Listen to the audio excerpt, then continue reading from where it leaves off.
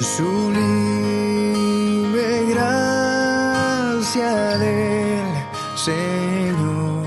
Bueno, hermanos y amigos que nos acompañan, vamos a dar inicio a la clase. Ya hemos hablado de la santificación y la perseverancia de los santos, evidencias a favor de esta doctrina en la Escritura, pero pues como toda doctrina controversial hay objeciones y hay textos controversiales que a veces son difíciles, son textos oscuros que pueden decir algo o parecer decir algo y requiere un poco más de estudio. Entonces vamos a entrar en la materia inmediatamente por razones de tiempo. Textos controversiales que dicen que la salvación se pierde. Vamos a Gálatas capítulo 5, versículo 4. Gálatas capítulo 5, versículo 4. Gálatas capítulo 5, versículo 4. Entonces, vamos a leer, ¿ya lo tienen?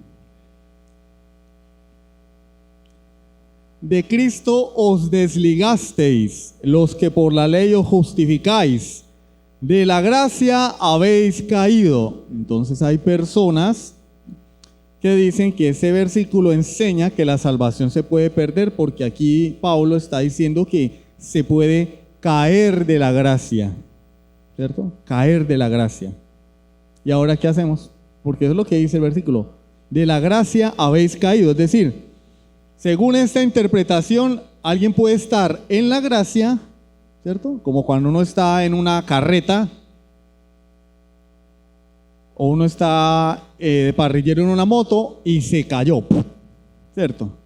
El mototaxi arrancó muy rápido, como ustedes entenderán, y se cayó. Y ya estaba en el mototaxi, pero ya no está, ¿cierto? Entonces estas personas dicen, las personas pueden estar en la gracia y si no se portan bien, pueden caer de la gracia. Bueno, si sacamos ese versículo de contexto, obviamente eso es lo que dice. Ahí lo dice claro. De la gracia habéis caído.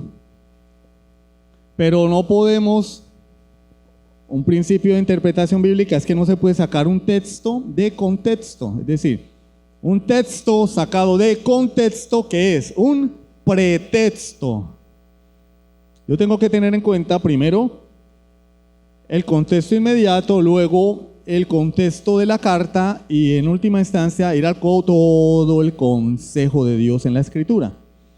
Entonces, allí encontramos una palabra clave. Allí está en la diapositiva. Justificáis.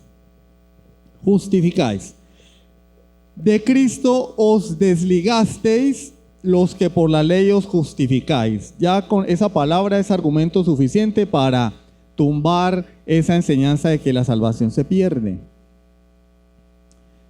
Porque la Biblia enseña en su contexto general que la justificación es por la fe. Y Pablo aquí está diciendo que hay unos personajes en la iglesia de Galacia que se justifican por la ley. Entonces, ¿será que es que hay dos caminos para llegar al cielo? Y nosotros escogimos el camino de la gracia, pero hay otros que escogen el camino de la ley, de la justificación por la ley. ¿Será eso verdad? Obviamente no. Vamos allí a la palabrita... En el versículo 4, de Cristo os desligasteis, es una palabra griega, katargeo, que significa inútil, tiene varios significados, pero yo escogí los más importantes, inutilizar o invalidar.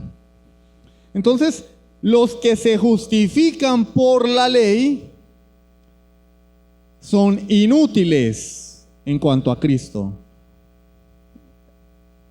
La oración habla de que ellos son los receptores, es decir, el que se justifica por la ley se constituye inútil, se invalida para Cristo.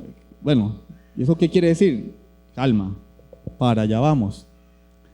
La palabra caer de la gracia, ekpipto, significa, además de caer, también significa dejar, Pero dice también, significa fallar o llegar a ser ineficiente.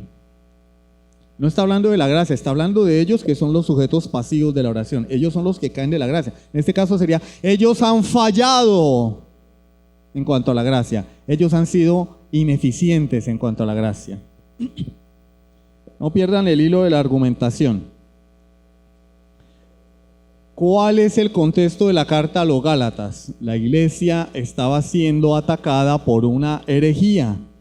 No por la herejía gnóstica, sino por la herejía del judaísmo. Algunos creyentes dentro de la iglesia, ¿sí?, como Pedro en algún momento, comenzaron a enseñar que se podía ser creyente y poder continuar en las prácticas del judaísmo, entre ellas la circuncisión. Y Pablo ahí mismo en la carta dice que él reprendió a Pedro severamente porque su comportamiento era de condenar. Cuando él dice de condenar, no es que Pedro perdió la salvación. Está hablando que su comportamiento era condenable, era reprochable. Y en el capítulo 4 él nos presenta los dos pactos o los dos sistemas de salvación, haciendo referencia a Agar, la esclava, y a Sara, la libre. Y los que se justifican por la ley son los hijos de la esclava, pero los que son justificados por la gracia son los hijos de la libre. Y es allí que en el capítulo 5, versículo 1 dice, estad pues firmes en la libertad con que Cristo nos hizo libres y no estéis otra vez sujetos al yugo de esclavitud. Ojo que aquí Pablo no está diciendo que la iglesia de Galacia estaba en esclavitud. Esta es una advertencia para la iglesia. Él no está diciendo, ustedes se han apartado de la fe. No, dice, estén firmes, pilas, no caigan otra vez en las prácticas antiguas, en esas prácticas judaizantes. Estos gálatas practicaban el judaísmo antes de conocer a Cristo y algunas otras prácticas paganas, y habían judíos que estaban penetrando allí diciéndole, no, podemos ser salvos si continuamos en nuestra vida pasada, en las prácticas de antaño. Y Pablo está diciendo, no, permanezcan firmes. Es una advertencia, ojo, porque podemos interpretar que Pablo está diciendo que los gálatas cayeron de la gracia, y no es lo que está diciendo. Vamos a leer con el entendimiento. Pablo le está diciendo que no vuelvan otra vez al yugo de esclavitud, es decir, a las prácticas de la ley, antes de ellos conocer el evangelio. He aquí Pablo digo que si os circuncidáis, de nada os aprovechará Cristo. Si una persona determina que a través de la circuncisión puede ser parte del pueblo de Dios, quiere decir que estás en el antiguo pacto. ¿Qué beneficio le trae Cristo a una persona que considera que se puede salvar con las prácticas de la ley? ¿Qué beneficio le trae Cristo a una persona que rechaza el evangelio de la gracia para continuar en las prácticas del antiguo pacto? Ahí dice, de nada os aprovechará Cristo. Si tú crees que puedes ser salvo por la ley, Cristo no te sirve para nada. Como nos enseñaban a nosotros en la Iglesia Bautista General cuando yo era chico, el pastor decía, en el Antiguo Testamento la salvación era por la ley. Yo ahora recuerdo eso y digo, ¿y ese señor de dónde sacó eso? Si la salvación siempre ha sido por gracia. Y estas personas miraban a Cristo en los tipos en los que el Señor les habló en el Antiguo Testamento. El cordero, el templo, el sacerdote, la roca, el maná. Tipos de Jesucristo, siempre ha sido por fe. Pero a nosotros que éramos bautistas generales nos decían que la gente se salvaba por la ley. Error. Y después nos decían que en el nuevo pacto nos salvábamos por la fe más nuestro buen comportamiento. Error. Pablo está diciendo no.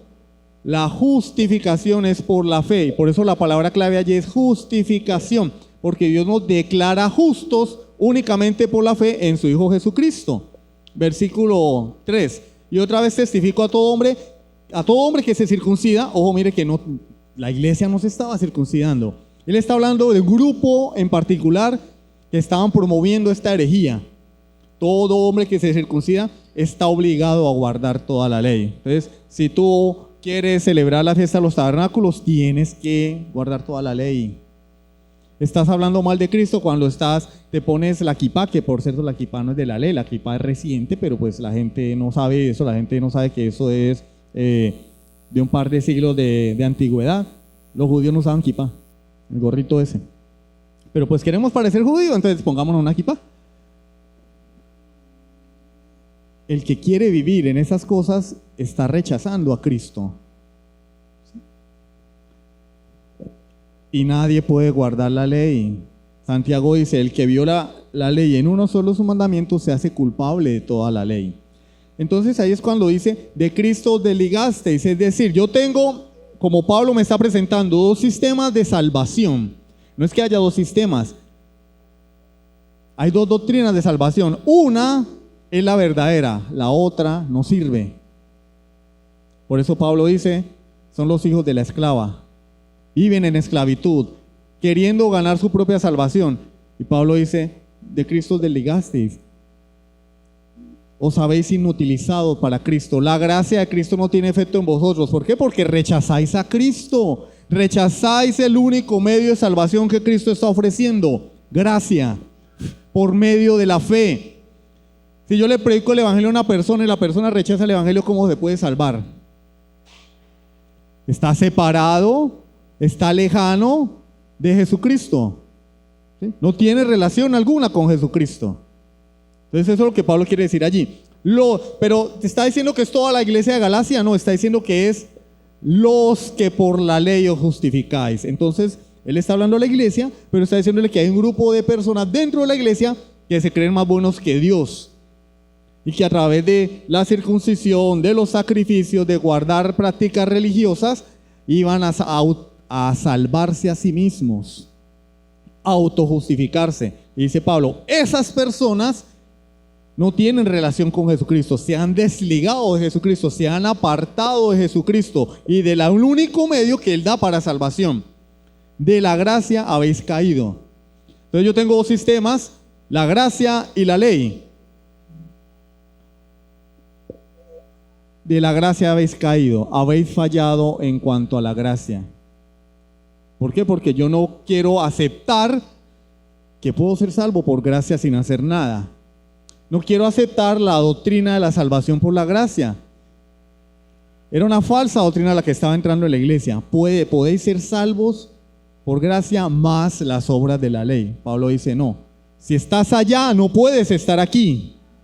O estás en la ley o estás en la gracia. Y eso es lo que significa, de la gracia habéis caído. Pero no le está diciendo a la iglesia en general, no está diciendo que la iglesia puede perder su salvación, está hablando a aquellos que se justifican por la ley. Hermano, todavía tengo dudas. Romanos 3:20. Romanos 3:20 dice, ya que por las obras de la ley ningún ser humano será justificado. Ya está claro. El mismo apóstol Pablo que escribió, de la gracia habéis caído, los que por medio de la ley os queréis justificar, es el mismo apóstol Pablo que escribió en Romanos 3:20, ya que por las obras de la ley ningún humano será justificado delante de Dios, porque por medio de la ley es el conocimiento del pecado. ¿Para qué dio Dios la ley? Para que conozcamos y nos miremos en el espejo de la ley y digamos, miserable de mí, necesito un salvador. Para eso la ley. Hermano Javier. Filipenses 3:9. Filipenses capítulo 3, versículo 9. Y también está tratando el tema de los judaizantes en Filipenses. Y ser hallado en él, no teniendo mi propia justicia, que es por la ley, sino la que es por la fe de Cristo, la justicia que es de Dios por la fe. ¿Cuál es el único medio de salvación que Dios nos da? La justificación por la fe en Jesucristo. No hay más. Pero había otro sistema que quería vender salvación por las obras. Y entonces Pablo dice allí, por las obras de la ley nadie será justificado. El que quiere justificarse por las obras de la ley no está en la gracia. De la gracia ha caído, porque estas personas de la iglesia en Galacia habían sido expuestas al verdadero evangelio de la gracia de nuestro Señor Jesucristo. Entonces, como que acá se predique cada 8 días salvación, el evangelio, salvación por la fe en Jesucristo.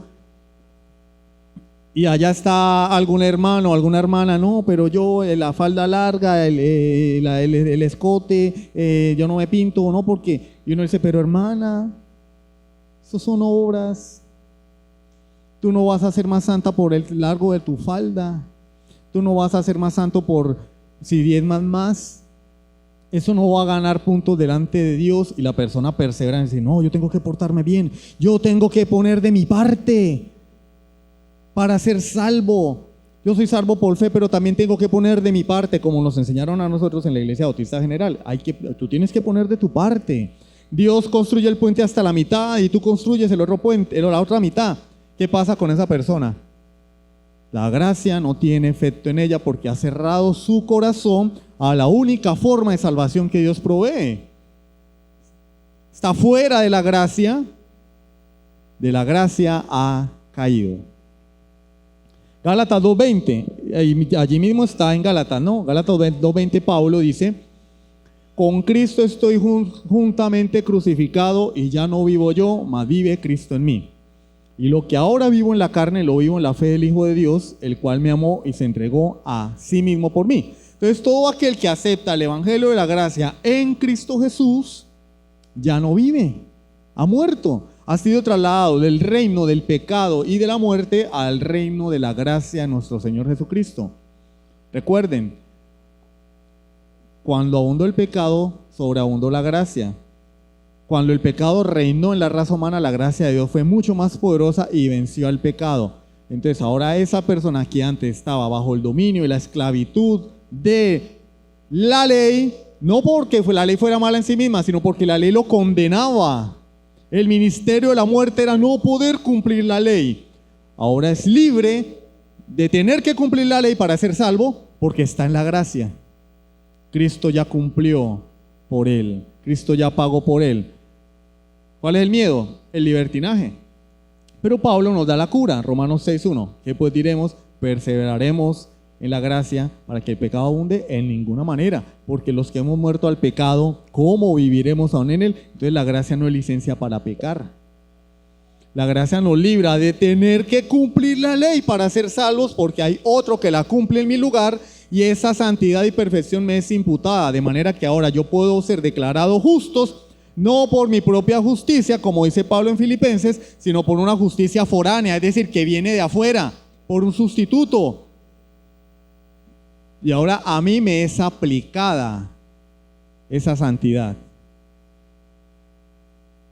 Y porque me es aplicada esa santidad, ahora yo puedo guardar la ley, no perfectamente, pero sí sinceramente. Hay un deseo en mí de obedecer a Dios. Entonces la gracia no es licencia para pecar, pero estas personas que señalan este versículo con la intención de decir que la gracia es licencia para pecar y que la gracia se puede perder y por lo tanto se puede perder la salvación, lo que están es tratando de defender a Dios de algo de lo que Él no necesita defenderse. Dios no necesita que nadie lo defienda. Es salvación por gracia. Pero ya vimos y vamos a continuar con este versículo y después seguimos con otros. Solamente vamos a ver hoy 2. Hermano Melvin, ¿quería decir algo?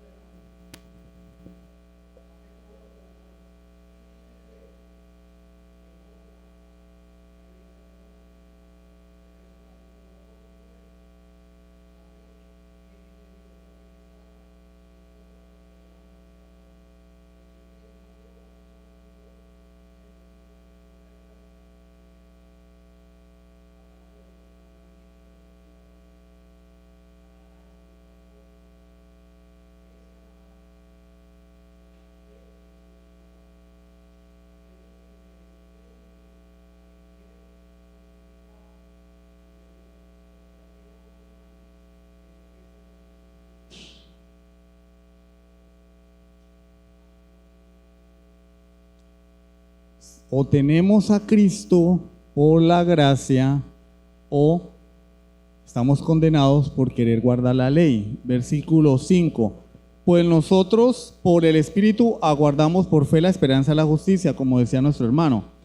Aguardamos por fe. Porque en Cristo ni la circuncisión vale algo, ni la incircuncisión, sino la fe que obra por el amor. De hecho, Pablo en alguna ocasión ordenó a algunos creyentes en la iglesia primitiva que se circuncidaran solamente para cumplir un ritual y para no tener problemas con ciertos creyentes. Pero el problema no era ese, el problema de Galacia era que estaban enseñando que la circuncisión podía salvarlos. Y Pablo dice, no, eso no vale nada, eso no tiene nada que ver. Versículo 7, vosotros corríais bien. ¿Quién os estorbó para no obedecer a la verdad? Es decir, se estaban desviando de la sana doctrina, no que estuvieran perdiendo la salvación. ¿Quién los estorbó? Esta persuasión no procede de aquel que os llama. Un poco de levadura leuda toda la masa, ¿sí? Estaba penetrando una falsa doctrina y había el peligro de que eso se propagara. Versículo 10. Yo confío respecto de vosotros en el Señor. Le está hablando a la iglesia. Yo estoy confiado, yo sé que vosotros, pero os advierto, ¿cierto? Que no pensaré de otro modo, mas el que os perturba llevará la sentencia quien quiera que sea. Él está diciendo, yo sé que vosotros, primero en el 1 dice, estad firmes, y acá dice, yo sé que vosotros no os vais a mover, pero el que está haciendo ese desastre, Dios lo va a condenar. ¿Sí? Entonces no está hablando de pérdida de la salvación, está hablando de una doctrina que promovía el rechazo de la gracia de Dios para ampararse en los méritos propios. Y Pablo dice, los que creen eso no tienen nada que ver con la gracia. La salvación es, o somos salvos por gracia, o nos vamos al infierno por la ley. Una de dos. Pero no hay dos caminos de salvación. Martín Lutero lo dijo de la siguiente manera: estáis ociosos, estáis desprovistos, estáis vacíos de la obra de Cristo, y la obra de Cristo no está en vosotros. Martín Lutero, en un comentario a los Gálatas, lo presentó de esta forma: el que cae de la gracia, porque no tiene a Cristo, está vacío de Cristo, porque en el 2:20 él ya dijo, Cristo vive en mí. Cristo vive en mí, ¿sí? Y tenemos un texto claro de la palabra de Dios. Bueno, este texto está como confuso. Bueno, vamos a los textos claros como regla de interpretación. Los textos oscuros se interpretan a la luz de los claros. Yo voy a alumbrar es con una lámpara, ¿cierto? Yo no alumbro con algo que no emite luz. Primera de Juan 2, 19 al 21. Primera de Juan, ya lo vimos hace unas semanas en el estudio expositivo de Juan. Primera carta de Juan, capítulo 2, versículos 19 al 21. Salieron de nosotros. ¿Sí ven? ¿Perdieron la salvación? No, pero no eran de nosotros, porque si hubiesen sido de nosotros, habrían permanecido con nosotros. Pero salieron para que se manifestase que no todos son de nosotros. Estaban ahí, pero no eran. Como Judas. Ahí estaba, pero no era. Hasta el 21. Pero vosotros tenéis la unción del Santo y conocéis todas las cosas. No os he escrito como si ignoraseis la verdad, sino porque la conocéis y porque ninguna mentira procede de la verdad. Estas mentiras, ¿quiénes la promueven? Aquellos que no tienen a Cristo, aquellos que no son hijos de Dios, aquellos que no pertenecen al pueblo de Dios. Un verdadero creyente no puede ser promotor de este tipo de enseñanzas. No es de Dios. Bueno, ahora vamos a nuestro segundo texto, que es más largo. Hebreos capítulo 6, versículos 4 al 6. Voy a tratar de ser lo más breve posible porque sé que está haciendo calor y las damas tienen una actividad en la tarde a las 4 y pues sería bueno que descansaran un ratico. Y si no, pues no. Hebreos 6, del 4 al 6. Porque es imposible que los que una vez fueron iluminados y gustaron del don celestial y fueron hechos partícipes del Espíritu Santo y asimismo gustaron de la buena palabra de Dios y los poderes del siglo venidero y recayeron, sean otra vez renovados para arrepentimiento, crucificando de nuevo para sí mismos al Hijo de Dios y exponiéndole a vituperio. Tarea para la casa. porque si nos ponemos a examinar eso, no vamos a terminar el texto hoy. Hebreos capítulo 3 y el capítulo 4 nos hablan de la apostasía. El Señor, a través del escritor a los Hebreos, nos advierte, ¿sí?, de la apostasía, poniéndonos como ejemplo al pueblo de Israel. ¿Sí? Acá en la carta a los Hebreos se nos presenta el antiguo pacto y un mejor pacto, que el pacto de gracia, ¿cierto? Los mediadores de la antigüedad, sacerdotes, y un nuevo mediador, que es sumo sacerdote según el orden de Melquisedec, sacerdote eterno, perpetuo. ¿Por qué? Porque la misma historia, advirtiendo contra el peligro de retroceder y volver a ¿qué? A las enseñanzas de antes, cuando no conocíamos a Cristo, en este caso a los judíos. Entonces, en el capítulo 3, si ustedes lo leen en casa, él narra el ejemplo de la nación de Israel en el desierto, capítulos 3 y 4. Y nos dice cómo estas personas apostataron. Si ustedes leen la historia de Israel en el desierto, fue un desastre. El pueblo judío era un completo desastre. Pero Dios los había liberado y los había sacado de Egipto, ¿sí? Miren lo que dice el versículo 7, Hebreos 3:7. Por lo cual, como dice el Espíritu Santo, si oyereis hoy su voz, no endurezcáis vuestros corazones como en la provocación en el día de la tentación en el desierto, donde me tentaron vuestros padres y me probaron. Vieron mis obras 40 años, a causa de la cual me disgusté contra esa generación y dije, siempre andan vagando en su corazón, no han conocido mis caminos. Por tanto, juré en mi ira, no entrarán en mi reposo. No entraron a la tierra prometida. El pueblo de Israel, está hablando del pueblo de Israel, ¿sí?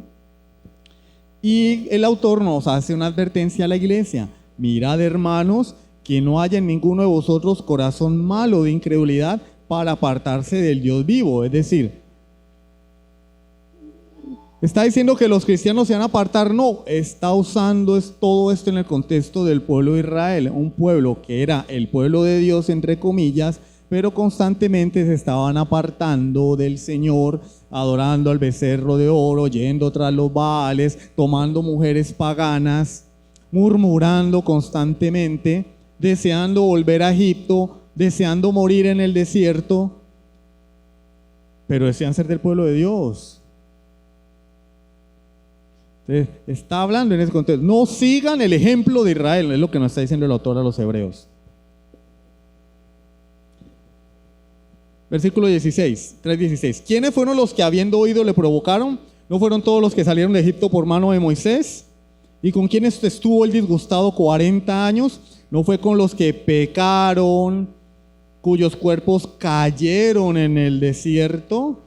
Porque vamos a leer en nuestro texto una palabra relacionada. Ellos cayeron en el desierto. ¿Y a quienes juró que no entrarían en su reposo, sino a aquellos que desobedecieron?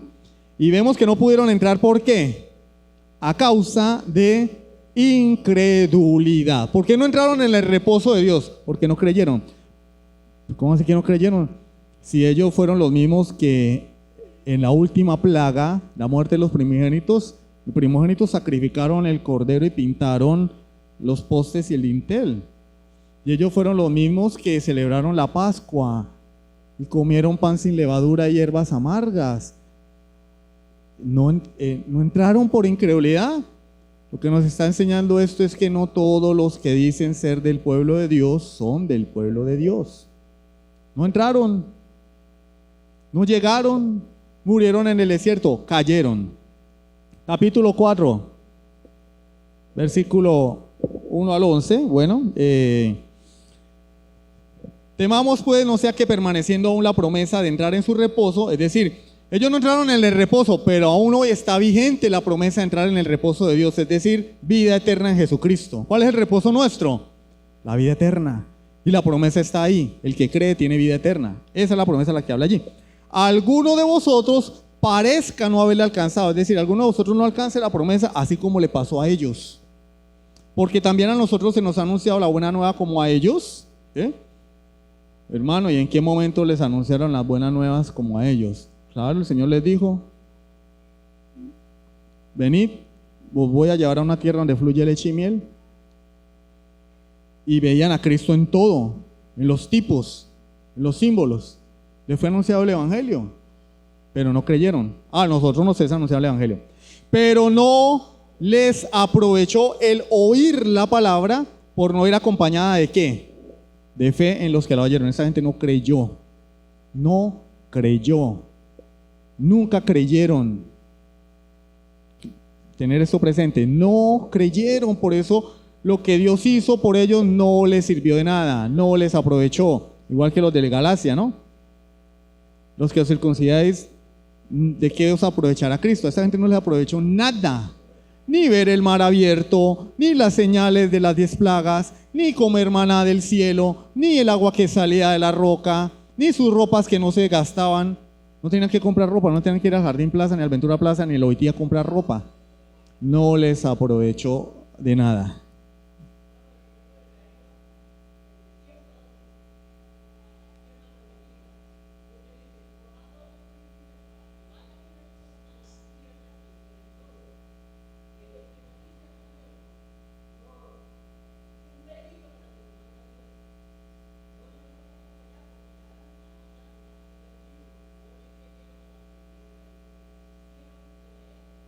Menos mal que eran los príncipes, ¿no? Y no creyeron, es decir, ellos vieron al ejército de Faraón. Cuando ellos salieron de Egipto y voltean a mirar atrás y ven el ejército y dicen: ¡ay! A esto nos sacó Dios. A esto nos sacó Dios a morir a espada. ¿Y qué hizo el Señor? No les dijo: bueno, vayan, peleen que yo les doy la victoria. No, el mar se abrió. Un milagro. Pasaron por lo seco, y cuando habían pasado, el mar se cerró y murieron ahogados todos los miles de soldados de Faraón. No podían tener esa confianza. Bueno, el Señor ya nos salvó de Faraón, nos va a salvar del ejército de Jericó. Pero no creyeron, no creyeron. Sigamos. Pero los que hemos creído entramos en el reposo. ¿Sí ve? De la manera que dijo: por tanto juré en mi ira, no entrarán en mi reposo, aunque las obras suyas estaban acabadas desde la fundación del mundo. Bueno, vamos a dar un saltito para no... Bueno, versículo 8. Porque si Josué les hubiera dado el reposo, no hablaría después de otro día. Por tanto, queda un reposo para el pueblo de Dios. ¿Cuál es ese reposo? La vida eterna para todas las gentes que ha habido después de que el pueblo de Israel entró en Canaán. Porque ellos entraron a la tierra prometida y entonces ya no había más reposo. Él dice: sí, ese no era el verdadero reposo. Si Josué les hubiera dado ese reposo, pues no habría más predicación, no se anunciaría salvación, ¿sí? Eso era un tipo de la vida eterna en Cristo Jesús. Entonces, ahora sí vamos a nuestro pasaje en cuestión, Hebreos 6, del 4 al 6. Porque es imposible que los que una vez fueron iluminados. Ahora sí entendemos un poquito más el contexto. ¿Quiénes fueron iluminados? El pueblo de Israel. ¿Qué significa iluminación? Bueno, literalmente está hablando de la columna de fuego que alumbraba a la nación de noche, les daba calor y les guiaba de noche. Pero figurativamente habla de el conocimiento de quién es Dios. Dios los sacó de Egipto con mano fuerte. Así fue que Dios se mostró a ellos. Ellos no conocían a Dios. Y viene un profeta y le dice: Dios os va a sacar. Bueno, ¿cuál Dios? Y entonces comienzan a ver todos los milagros y prodigios del Señor. Con milagros, prodigios y mano fuerte los sacó de Egipto. Fueron expuestos a quién era Dios. Fueron iluminados. Y hoy en día a las personas se les predica el Evangelio, se les habla con la Biblia. Pueden llegar a tener un entendimiento intelectual de quién es Dios, de la salvación, saberse las doctrinas de la gracia, saber toda la doctrina reformada. ¿Sí? Sí, hay gente incrédula que sabe más Biblia que los mismos creyentes. Incluso hay ateos que estudian más la Biblia que los creyentes. Hay ateos que se han convertido estudiando la Biblia.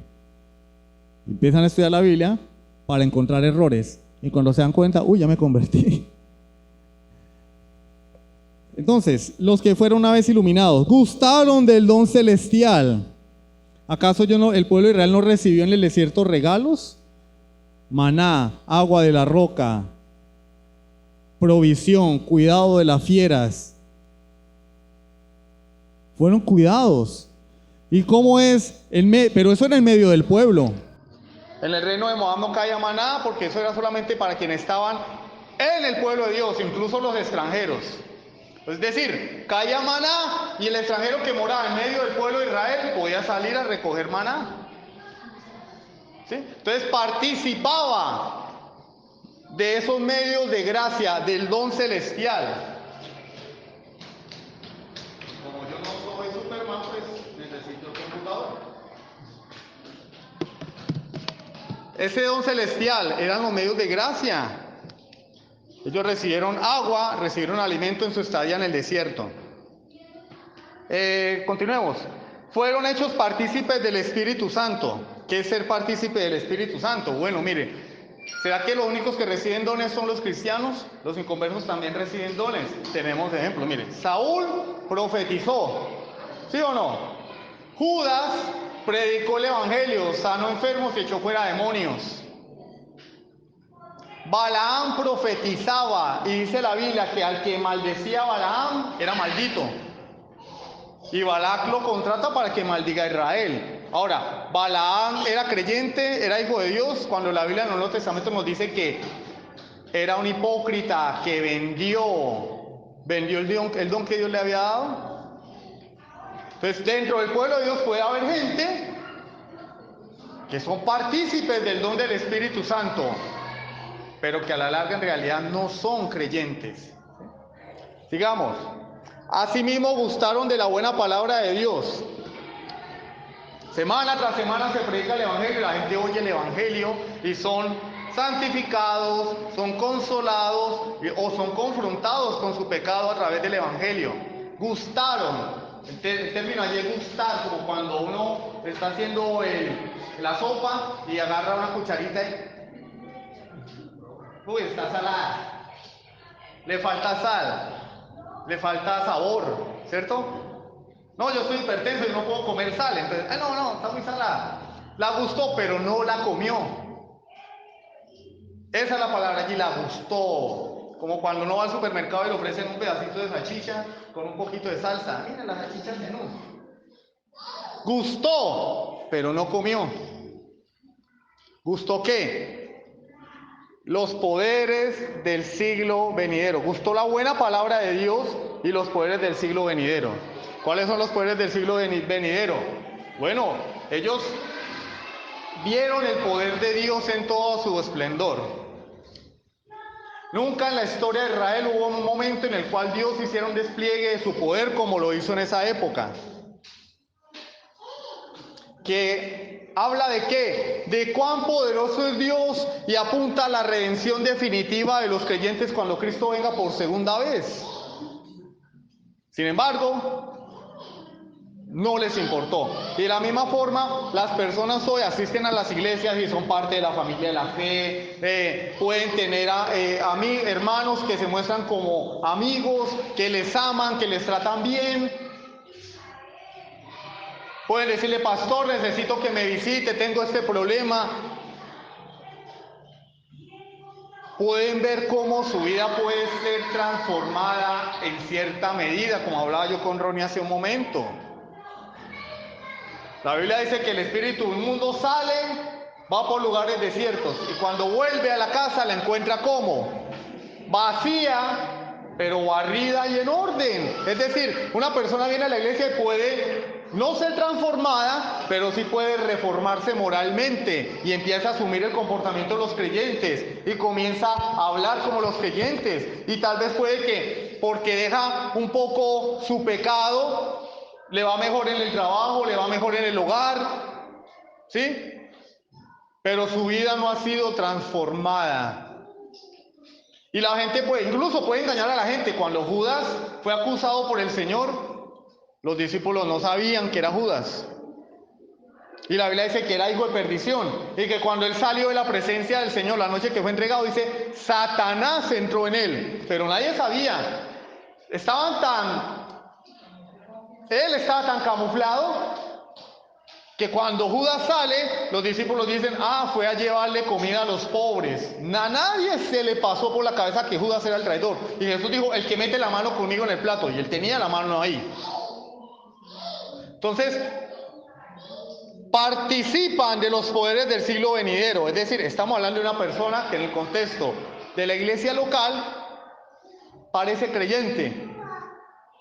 Pero el versículo 6 dice, y recayeron. Entonces está haciendo referencia al pueblo de Israel. Aquí está hablando del pueblo de Israel, yo estaba hablando de la aplicación a la iglesia. Pero el pueblo de Israel recayó. Es decir, ellos confiaron en que esa sangre iba a guardar a sus primogénitos.